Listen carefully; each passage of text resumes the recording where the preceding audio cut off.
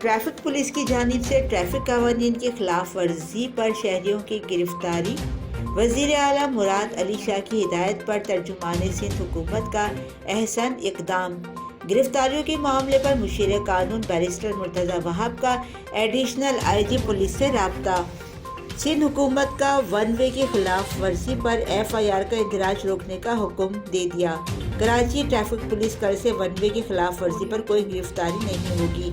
शहरियों की गिरफ्तारियों पर सिंध हुकूमत को एतमाद में नहीं लिया गया था। बैरिस्टर मुर्तज़ा वहाब ने यह भी कहा कि इस बात की एडिशनल IG ने मुकम्मल यकीन दहानी कराई है, शहरी भी ट्रैफिक कानून की पासदारी करें।